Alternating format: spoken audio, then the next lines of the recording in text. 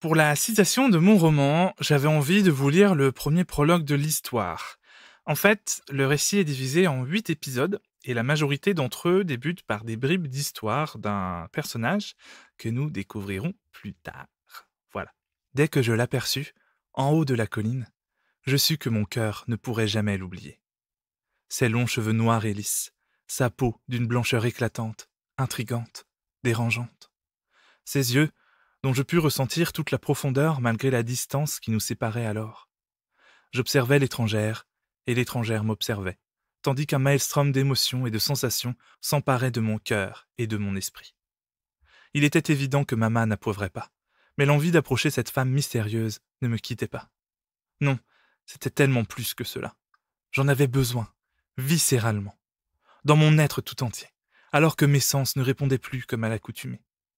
Peut-être était-ce cela que les hommes ressentaient en réponse au chant de la sirène, car non, ce que j'éprouvais en cet instant ne pouvait être naturel. Sans même me parler, sans même m'approcher, cette fille avait réussi à me capturer dans ses filets, et il était certain que je ne pourrais jamais m'en échapper, prisonnière à jamais d'un sort plus puissant que moi, plus puissant qu'elle, plus puissant que tout ce que j'avais expérimenté jusqu'alors. Mon âme tout entière crie toujours le manque de ma bien-aimée, alors même qu'elle ne le connaît pas encore, et ce cri résonnera pour les siècles à venir, sans que rien ni personne ne puisse jamais l'apaiser.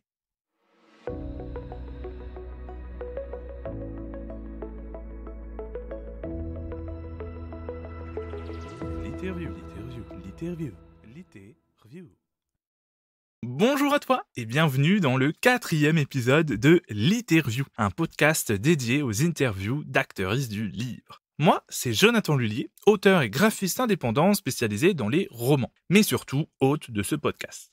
Comme tu l'auras compris, cet épisode est un peu particulier, car c'est de mon roman qu'on va parler aujourd'hui.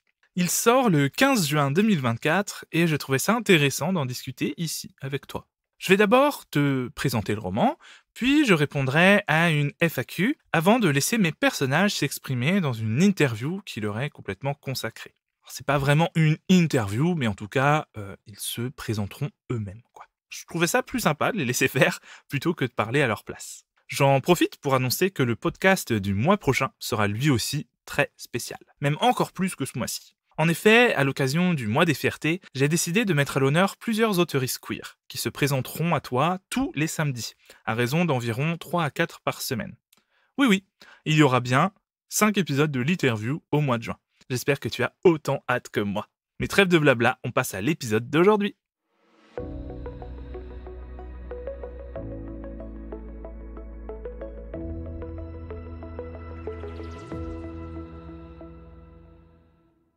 Alors, avant de te présenter le roman, je vais d'abord me présenter moi, même si tu me connais déjà un peu sans doute. Je m'appelle Jonathan Lullier et je suis né en 1992.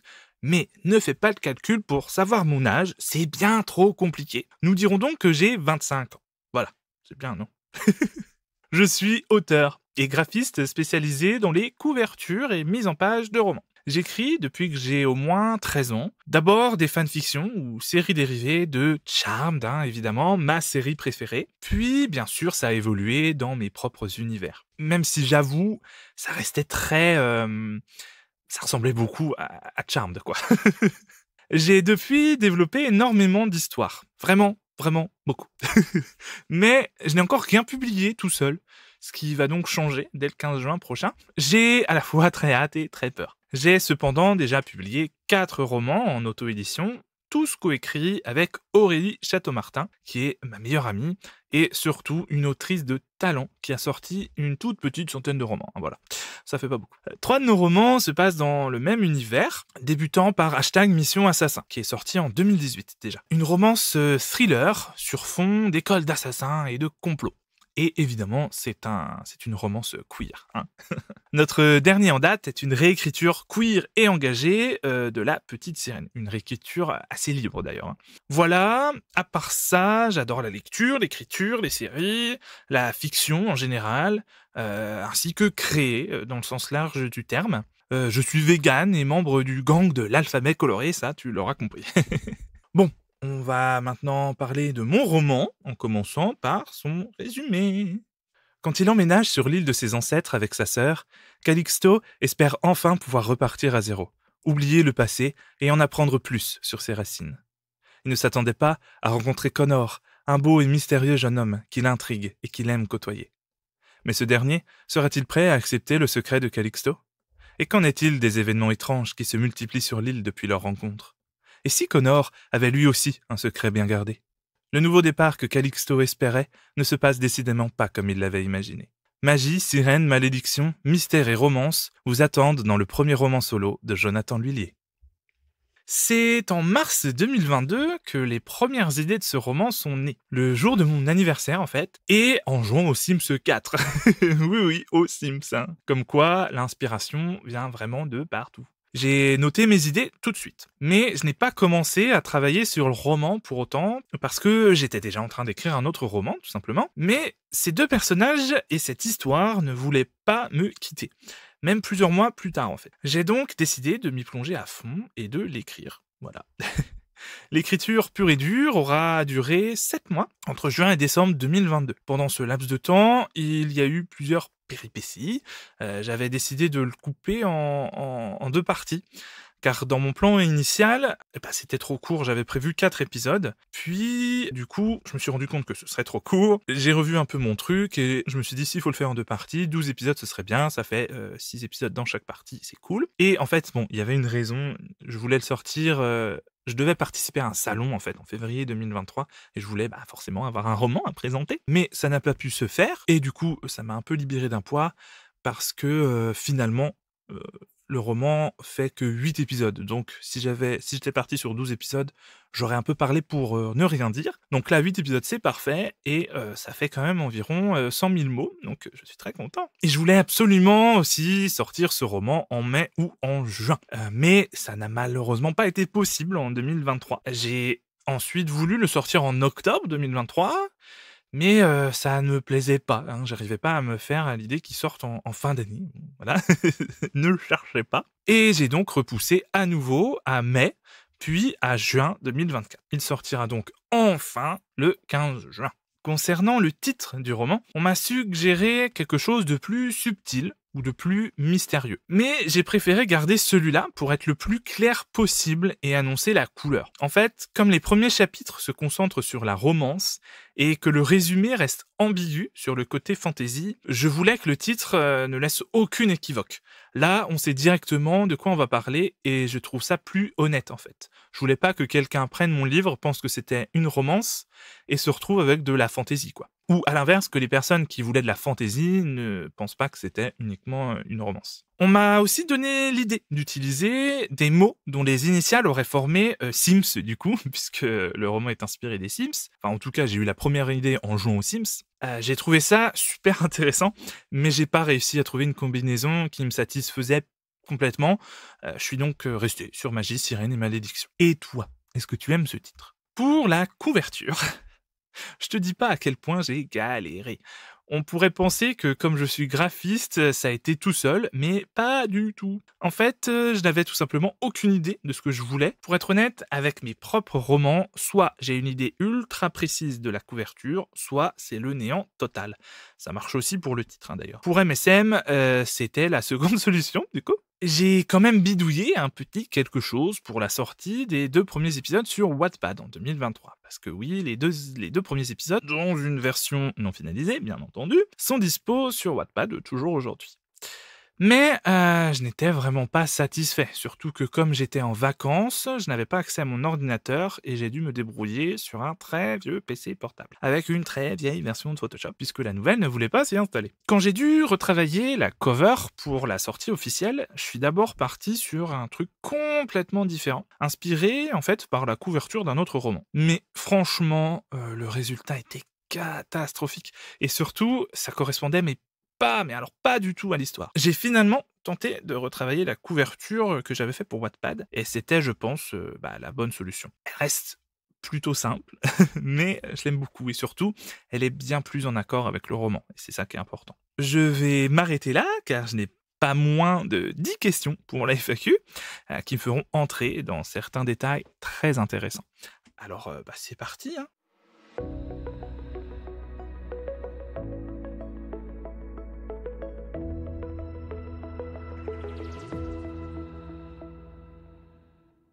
On continue donc avec la FAQ. Et on commence avec les questions de Guillaume Guégan. Et je le remercie, bien sûr. Surtout qu'en plus, c'est un de mes bêta-lecteuristes. C'est même un alpha-lecteur, en fait. Voilà. Bref, c'est parti. Première question. Où pioches-tu ton inspiration pour ce roman? Alors, très bonne question, déjà, qui nécessite plusieurs réponses, en fait. Comme je le disais en présentant le roman, c'est en jouant aux Sims que l'idée de base m'est apparue. La première fois que j'ai joué à l'add-on avec les sirènes, que je m'étais offert pour mon anniversaire du coup, j'ai créé des personnages, et même s'ils étaient complètement différents, c'était une ébauche finalement de Calixto et Connor. Bien sûr, le résultat final est très éloigné, mais ça reste une inspiration quand même. J'ai même gardé le concept d'hydratation pour les sirènes, en clin d'œil au jeu, même si c'est seulement évoqué dans le roman. Ensuite, il y a les séries. Pour l'ambiance générale, même si c'était plutôt inconscient pendant l'écriture, j'avoue, je pense que la série australienne H2O m'a grandement inspiré. Dans cette série, on suit 3 adolescentes qui deviennent sirènes et apprennent à vivre avec. Alors, mon histoire est complètement différente, mais je pense qu'on retrouve parfois, surtout au début, cette ambiance un peu légère et ensoleillée. On a même le droit à une grotte sous-marine, comme dans la série, même si c'était encore une fois involontaire et que j'ai ensuite fait en sorte que ça reste globalement différent pour ne pas non plus copier. Pour le côté romance, ce sont les séries Heartstopper, mais surtout Young Royals qui m'ont inspiré. Voilà, vous connaissez mon amour pour Young Royals si vous me suivez un petit peu. Alors, pas forcément directement, mais plutôt dans le sens où, en voyant ces séries, je me suis dit, moi aussi, je veux écrire une romance entre 2 adolescents, comme ça, voilà. Je trouve ces histoires tellement importantes, et elles m'auraient tellement fait du bien, plus jeune, que je voulais moi aussi apporter ma petite pierre à l'édifice. Alors voilà, ces œuvres sont exceptionnelles, je n'ai pas la prétention de dire que j'ai fait quelque chose d'aussi bien, mais j'ai essayé. Et comme j'ai regardé ces séries, en fait, au même moment où l'histoire de Connor et Calixto ne voulait pas me quitter, on peut dire que les étoiles se sont alignées un peu en fait. Ces séries m'ont surtout motivé à me lancer dans l'écriture de romans plus qu'inspiré, même si elles m'ont quand même inspiré. J'ai même décidé de faire un clin d'œil aux 2 séries, avec une scène où les 2 personnages regardent un film d'horreur, voilà. On retrouve ça aussi bien dans Heartstopper que dans Young Royals, et je voulais absolument quelque chose du genre dans mon roman. Et comme l'inspiration est aussi inconsciente, comme je le disais tout à l'heure, c'est à la relecture que je me suis rendu compte de petites choses similaires, comme ma phrase je suis habitué aux gens faux, hypocrites, manipulateurs, mais lui, il est à l'opposé de tout cela. En fait, ça ressemble cette phrase ressemble quand même beaucoup à une phrase de Wilhelm dans Young Royals, une phrase qui est très, très connue, même si c'est à nouveau complètement involontaire, et quand même très différent. Mais voilà, la fiction en fait m'inspire beaucoup, dans le sens large du terme, en général, quoi. Vous aurez d'ailleurs plusieurs petites références à la série Charmed, qui est ma série préférée, directe ou indirecte. Voilà, j'ai déjà beaucoup trop parlé, je crois. On passe à la question suivante. Question 2. De Calixto ou Connor, lequel est le plus proche de toi? Alors, à nouveau, très bonne question. Assez dur à répondre d'ailleurs. Je mets toujours un peu de moi dans mes personnages, je pense, même si ça peut être quelque chose de minuscule. C'est-à-dire que le personnage peut ne pas me ressembler du tout, mais il y aura quand même forcément, consciemment ou inconsciemment, quelque chose de moi dedans. Voilà. En fait, j'avoue que je me sens proche des 2 personnages, mais pour des raisons différentes, parce qu'ils sont quand même assez différents. Je me sens proche de Connor pour son anxiété généralisée, que je connais malheureusement beaucoup trop bien, pour sa déprime, pour pas dire dépression, pour son introversion, et pour le fait qu'il n'aime pas les contacts physiques aussi. Pour Calixto, c'est surtout mes bêta-lectrices qui me disent que je lui ressemble en fait, notamment dans sa façon de parler, et c'est vrai, à la relecture, une fois qu'on m'a dit ça, c'est vrai que oui, je parle comme lui. Mais aussi sur sa façon d'être. Je suis d'accord avec ça, même si j'avoue avoir du mal à me reconnaître totalement en lui. Disons que, ouais, c'est plutôt quelqu'un que j'aimerais être, en fait. Sûr de lui, solaire, libre dans son corps et dans son esprit, voilà. J'aimerais lui ressembler. Beaucoup plus, je l'idéalise peut-être un peu. Mais ouais, bon. Ah, et oui, aussi, il est très, très drama queen, comme moi. Du coup, je pense que ça vient de là, finalement. Mais personnellement, je me sens quand même plus proche de Connor, malgré tout, je sais pas. Voilà, je suis très proche des 2. Ah, c'est génial comme réponse, dis donc. Bon, je réponds Connor, voilà. Mais bon. Question 3. Combien de tomes as-tu prévu? Waouh, j'ai pas dit tomes. Désolé. Combien de tomes as-tu prévu? Alors, ce roman est un one-shot, c'est-à-dire qu'on y découvre une histoire et qu'elle est complète. Alors, bien sûr, on peut toujours s'imaginer la vie des personnages après le roman. Je donne même quelques pistes de réflexion, sans pour autant entamer une nouvelle intrigue. C'est pas du tout une fin ouverte, hein, rassurez-vous. Par contre, oui, une suite est tout à fait possible. Mes bêtas m'ont d'ailleurs tous réclamé une suite. Et alors, c'est pas du tout prévu dans un futur proche, mais j'avoue que j'ai quelques idées pour une seconde saison, entre guillemets, parce que oui, j'aime bien voir cette histoire comme une série, mais ça, c'est dans ma tête.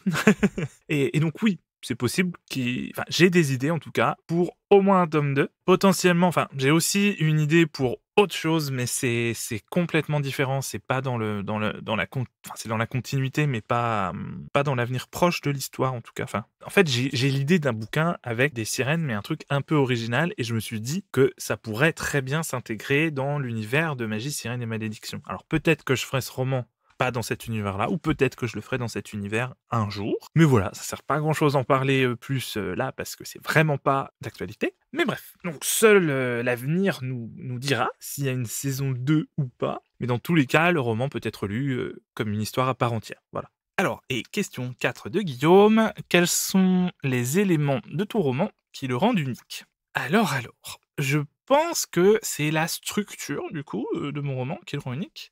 La séparation en épisodes, hein, bien sûr, mais aussi le fait que le début ne se concentre que sur la romance, et non pas sur le côté fantasy de l'histoire. Je voulais vraiment développer ça avant de partir sur la magie et les sirènes.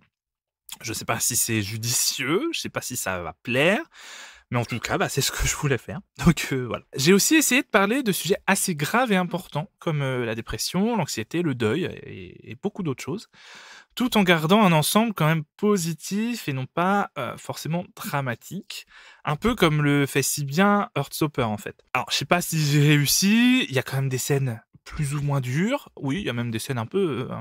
voilà, il y a des scènes dures. Donc voilà, je sais pas trop si j'ai réussi, mais en tout cas, au moins, je parle de thèmes intéressants. Voilà, je sais pas si c'est ce qui rend mon roman unique, mais c'est là. Du coup, les questions de Guillaume sont terminées, mais encore merci pour tes questions, hein, et on passe à celle de Nour Lailuna. J'espère que je prononce ça bien.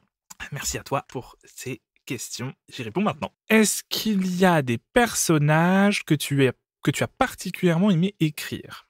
Alors, j'ai dit tout à l'heure que je me sentais plus proche de Connor, mais je pense ici répondre Calixto. Alors, j'adore écrire Connor, mais Calixto, en fait, il est très très fun à écrire. C'est un rayon de soleil, une pile électrique et une drama queen, ce qui donne lieu à beaucoup de situations très sympas. Et comme je le disais aussi tout à l'heure, il parle comme moi, et ce qui veut dire que c'était assez facile de l'écrire, finalement. Même si, bien sûr, j'ai dû gommer et améliorer plusieurs choses à la réécriture. Question 2. Peux-tu nous en dire un peu plus sur les thèmes que tu abordes dans le roman et quelle place ont-ils dans ta vie? Alors, je dois l'avouer, c'est une question très difficile. Je sais pas pourquoi, mais j'ai beaucoup de mal à y répondre. J'y ai réfléchi avant en préparant le podcast et j'ai galéré à trouver des pistes de réponse. Alors déjà, c'est un roman queer avec une romance et des personnages queer, mais le fait que ce soit LGBTQIA+, ce n'est pas le sujet principal du roman.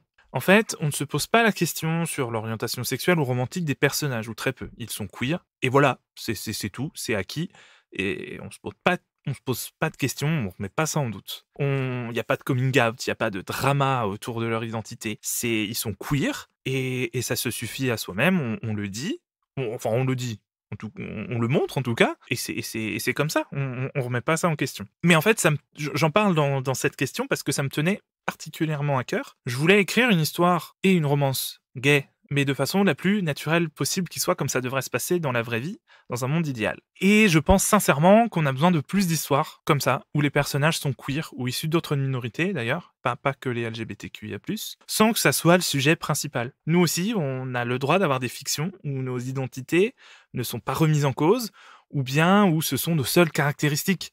Parce que oui, on est queer, d'accord, mais on n'est pas que ça, on est beaucoup plus que ça. Et je voulais montrer ça, que c'est dans l'histoire, bien sûr, mais en fait, on s'en fout.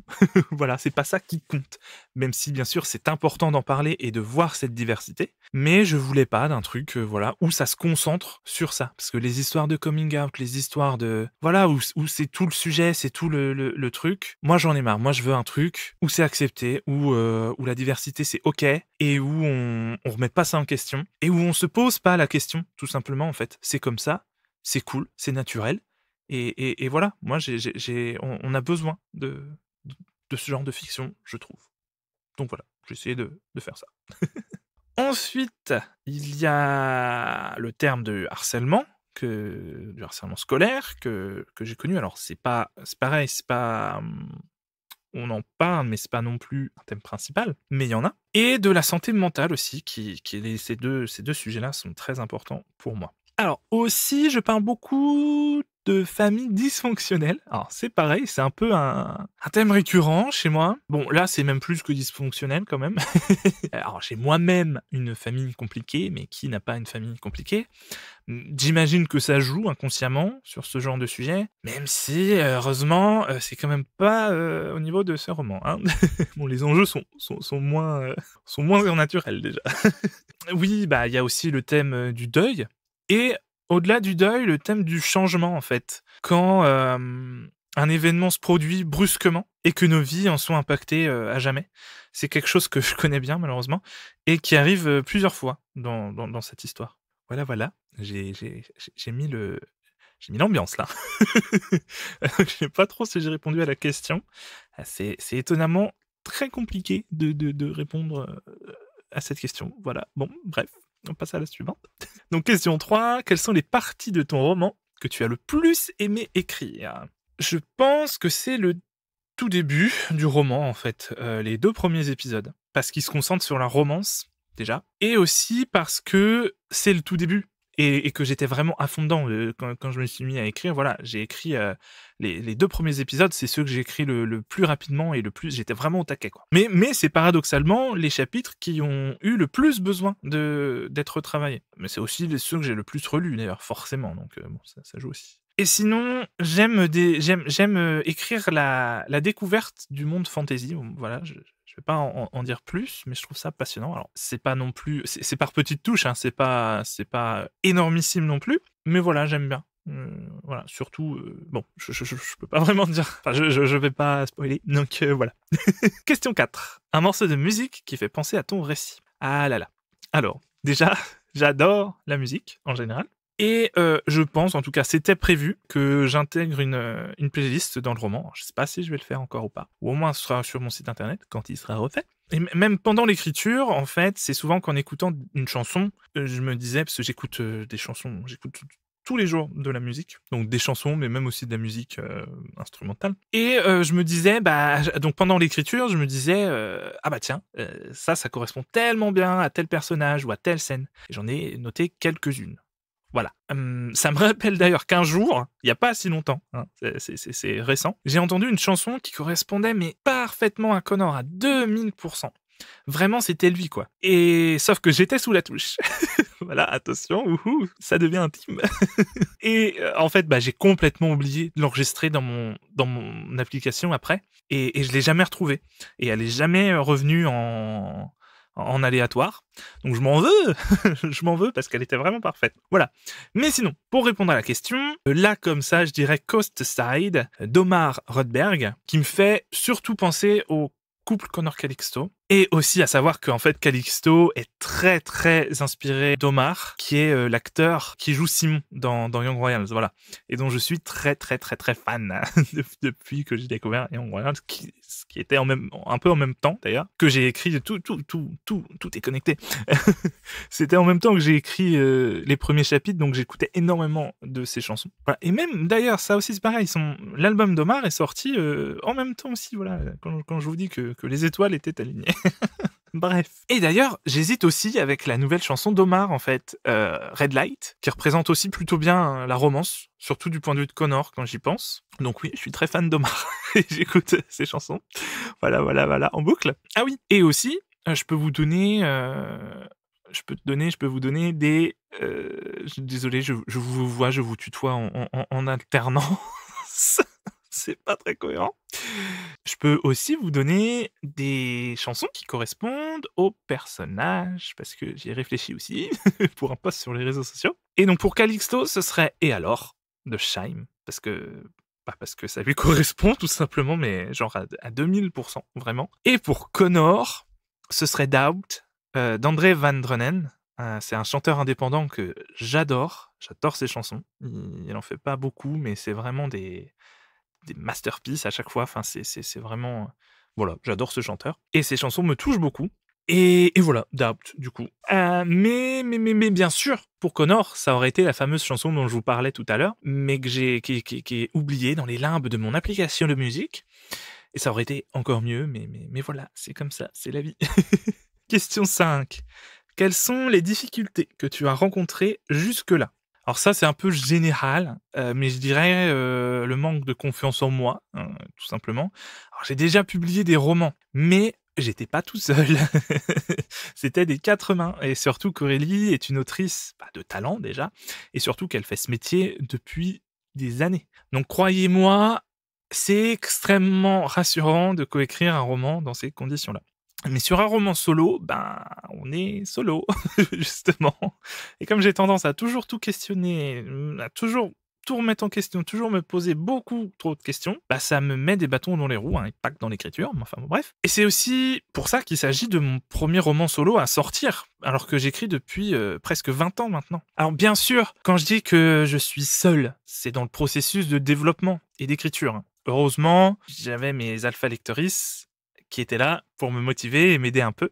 Aurélie Chauteau-Martin, notamment, donc, et aussi Guillaume Guégan. Et également mes proches, même si plus éloignés du projet, puisqu'ils ne l'ont pas lu en cours. Enfin, je sais que certains et certaines ont lu le début sur Wattpad, et ils étaient très enthousiastes. Vraiment, j'ai eu... Enfin, ça fait vraiment plaisir quand des proches, ou même moins proches, mais en tout cas des connaissances ou des gens qu'on connaît et tout, et notamment des proches qui sont très enthousiastes pour ton roman, pour l'écriture de ton roman, pour la sortie de ton roman. Franchement, ça fait beaucoup de bien, clairement.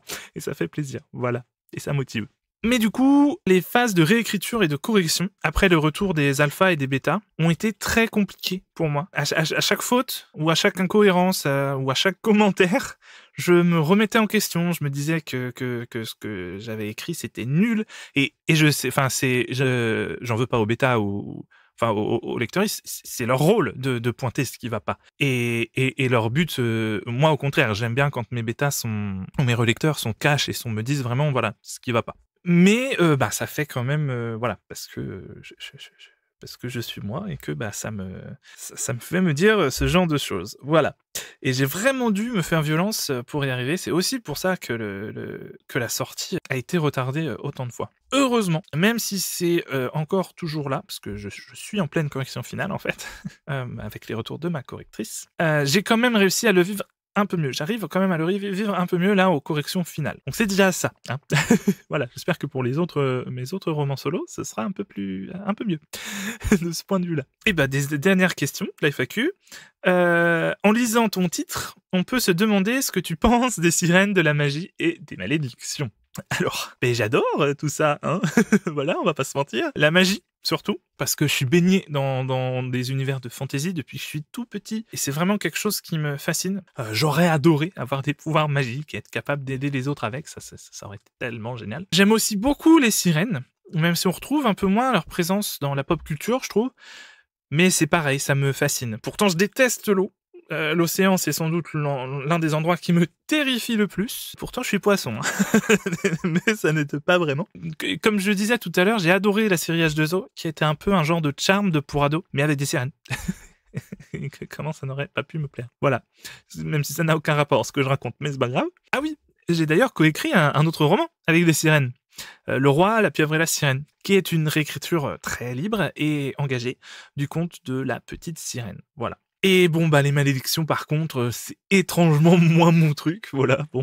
Bon, bah, encore merci à toi, Nour, pour tes questions super intéressantes. J'ai adoré y répondre. C'est vraiment génial. Et bah, on passe maintenant à la présentation des personnages, en fait.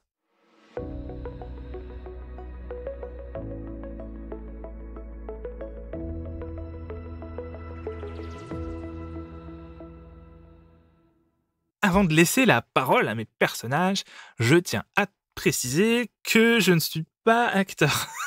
Donc, pardonnez-moi si c'est pas parfait, hein. Je précise aussi que les présentations sont chronologiquement au début du roman, voire même un poil avant, pour pas spoiler, hein, tout simplement, et pour vous laisser découvrir les personnages pendant la lecture. Voilà, je voulais pas gâcher le truc.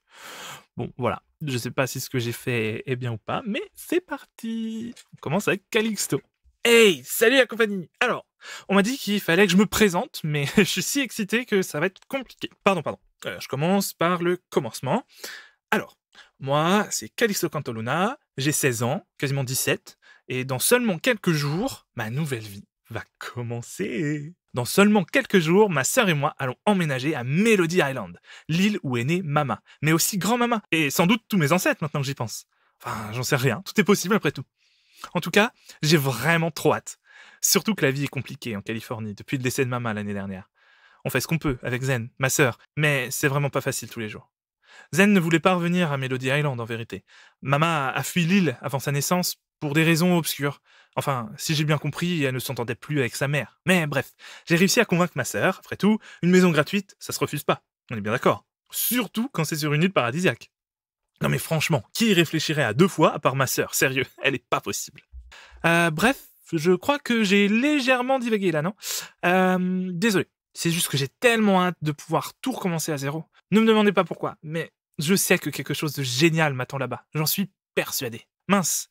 On dit que j'ai bientôt plus le temps. On a dit présentation, Calixto. Pas dérapage sur un sujet complètement random pendant 3 plombs. Alors, allez. Défait sûrement en vrac. Je suis vegan depuis toujours, intolérant au gluten aussi, même si ça n'a rien à voir, mais c'est pas grave. J'adore les fringues, surtout si elles sont colorées. Je mets du vernis absolument chaque jour qui passe, sans aucune exception. Et j'adore les vieux films et les vieilles séries. Genre, vous savez, celle avec les 3 sorcières, là.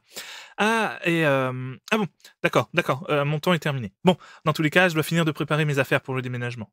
On ne possède pas grand-chose, mais quand même, si tout n'est pas prêt à temps, Zen va me faire une crise de nerfs encore. Allez, salut, et peut-être à très bientôt sur Melody Island, qui sait.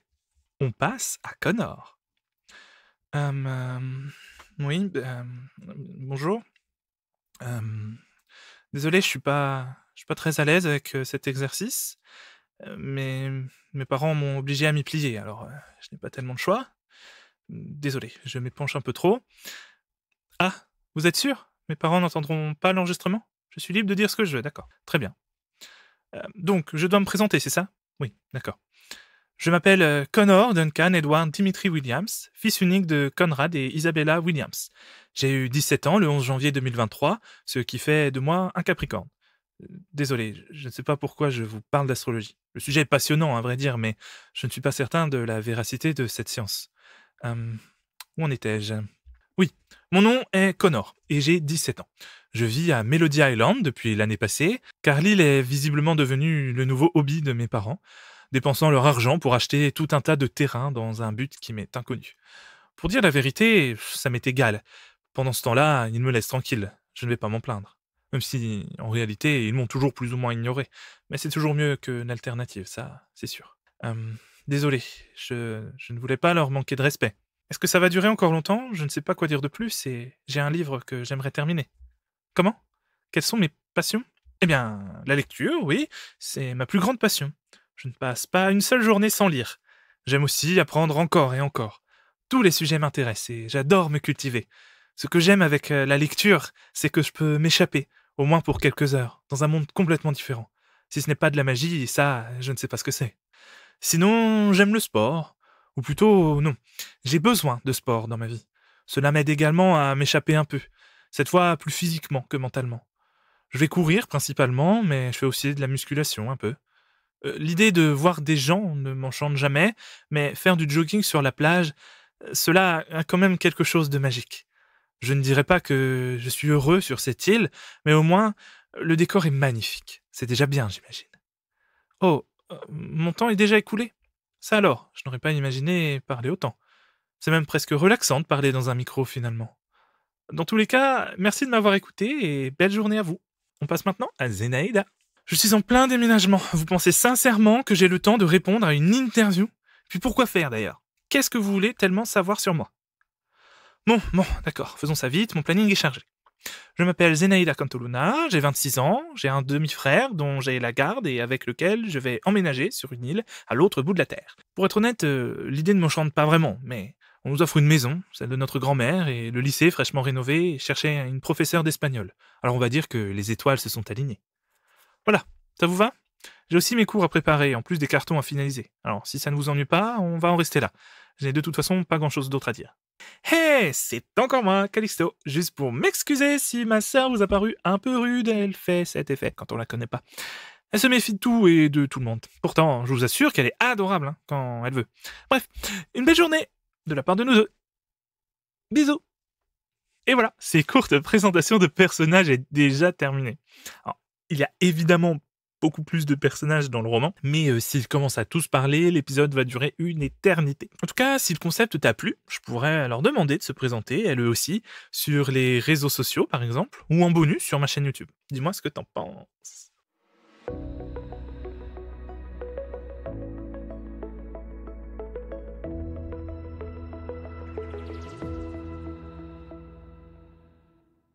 Et voilà, c'est déjà la fin de cet épisode de l'interview. J'espère qu'il t'aura plu. N'hésite pas à le partager autour de toi et à me donner tes retours. J'espère que je t'ai donné envie d'en savoir plus sur mon roman. Il sort le 15 juin. Tu peux déjà le précommander normalement, ou en tout cas dans pas longtemps. Il y a aussi une petite box qui sera disponible en quantité limitée et que tu peux me commander directement. Voilà. En tout cas, j'ai vraiment très hâte que mon roman sorte. J'ai aussi vraiment très peur, mais ça, ça me paraît normal.